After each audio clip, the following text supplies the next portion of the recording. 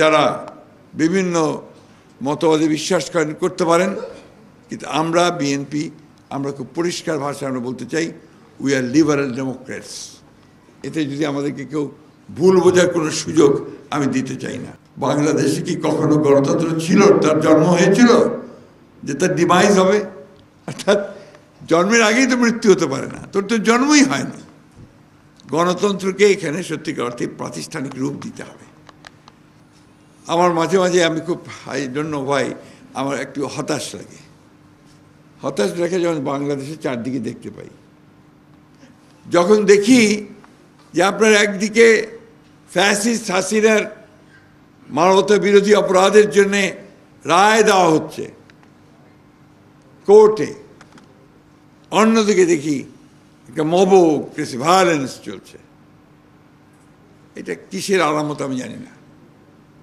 আমি তো মনে করি যে ওই রায়ের যে গুরুত্ব সেটাকে কমিয়ে দেওয়ার জন্যে একটা বিশেষ মহল ভিন্ন খাতে বিশ্বদৃষ্টিকে নেওয়ার জন্য এই কাজগুলো করে বন্ধুগণ। এই বিষয়গুলো আমাদের খেয়াল রাখতে হবে। আমরা যারা গণতন্ত্রের জন্য সংগ্রাম করি, লড়াই করি, আমরা যারা প্রাণ দিয়েছে আমাদের ছেলেরা, আজকে কোনো একটা মহল অত্যন্ত সচেতনতার সঙ্গে, অত্যন্ত ধূর্ততার সঙ্গে, চালাকির সঙ্গে সেটাকে ভিন্ন খাতে প্রভাবিত করার চেষ্টা করছে কিনা এটা আমাদের দেখা উচিত। এর মধ্যে বিভক্তি সৃষ্টি করছে কিনা। আমি খুব পরিষ্কার করে বলতে চাই, বিএনপি কোনো বিপ্লবী দল নয়। বিএনপি একটা লিবারেল ডেমোক্রেটিক পার্টি। আমরা গণতন্ত্রে বিশ্বাস করি এবং গণতন্ত্রের জন্যই আমরা সারা জীবন ধরে লড়াই করেছি। এবং এই দেশের মানুষ, বাংলাদেশের মানুষও তার গণতান্ত্রিক অধিকার জন্যই শত শত বছর ধরে লড়াই করেছে। যেটা কিছুক্ষণ আগে ডক্টর মঈন খান বললেন, সেইটাই বাস্তবতা। এখানে নিঃসন্দেহে যারা বিভিন্ন মতবাদে বিশ্বাস করতে পারেন, কিন্তু আমরা বিএনপি আমরা খুব পরিষ্কার ভাষায় আমরা বলতে চাই উই আর লিবারেল ডেমোক্রেটস। এতে যদি আমাদেরকে কেউ ভুল বোঝার কোনো সুযোগ আমি দিতে চাই না। আমি বিপ্লবী নই, I M A liberal Democrat, এই কথাটা খুব পরিষ্কার করে বলতে চাই।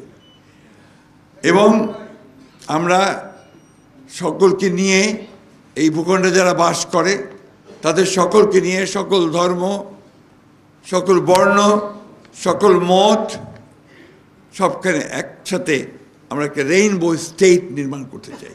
এটা আমাদের ঘোষিত নীতি। We are committed two reforms.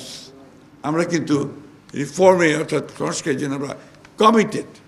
সুতরাং এইখানে আমাদেরকে ভিন্নভাবে যদি কেউ চিত্রিত করতে চায়, আমরা কিছুতেই সেটাকে মেনে নেব না।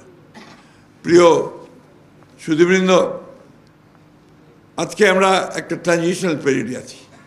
একটা দোলাচল চলছে। নির্বাচনের সময় ঘোষণা হয়েছে, এখনো শিডিউল হয়নি, হবে আশা করছি। নির্বাচনই কিন্তু সব শেষ নয়।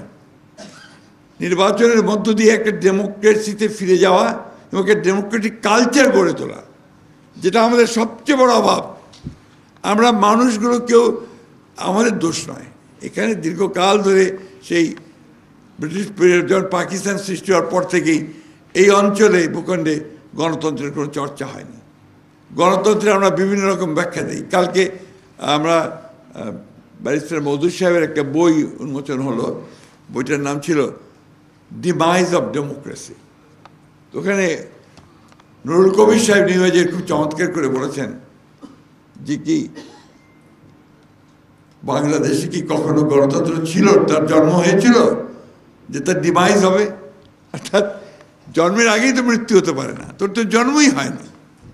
গণতন্ত্রকে এখানে সত্যিকার অর্থে প্রাতিষ্ঠানিক রূপ দিতে হবে।